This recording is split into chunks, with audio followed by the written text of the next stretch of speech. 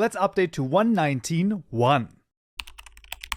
Alright, we find ourselves back in IntelliJ once more, and in this very short tutorial, we're going to be updating to 1.19.1. So the reason we're of course doing this is because, well, 1.19.1 is out and we want to update to it. Now, luckily, from what I've seen so far, the differences are actually so minor that we can probably just change the numbers in our Gradle properties file and it's just going to work. This is how crazy this is. So that's actually a really good sign in this moment that we don't have to do anything crazy here. Of course, the numbers can all be gotten from here, fabricmc.net develop over here. So those are basically the numbers. So let's just change them. So of course, the Minecraft version is 1.19. This is Yarn Mappings 1.19.1 build 1.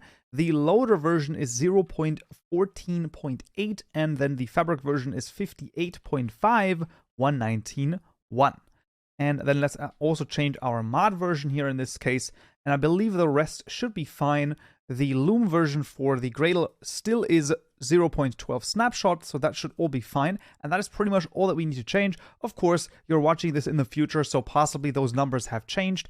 Do take a look at the develop site again. I will link that in the description as well. And then we'll just hit the little elephant, let Gradle reload what it needs to reload. And once again, this can take anywhere from a few seconds to a minute or so, depending on how fast your PC internet connection is, all of that craziness. Let's just let this run through. And once it's done, we'll see if everything still works.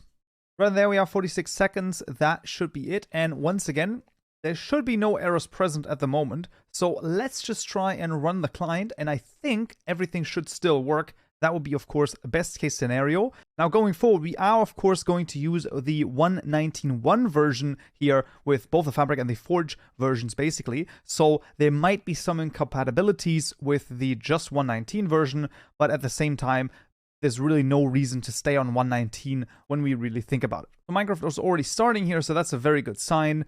And there we are. It looks like it all works, so that's perfect. Well, then that's pretty much all that we need to do right here. Now we're ready to go into even crazier topics. I'm telling you, the planned topics are absolutely awesome, and I hope that you are going to like them. But whatever the case may be, this is going to be it for this tutorial right here. Hope you found this useful, and I'll see you all in the next tutorial. So, yeah.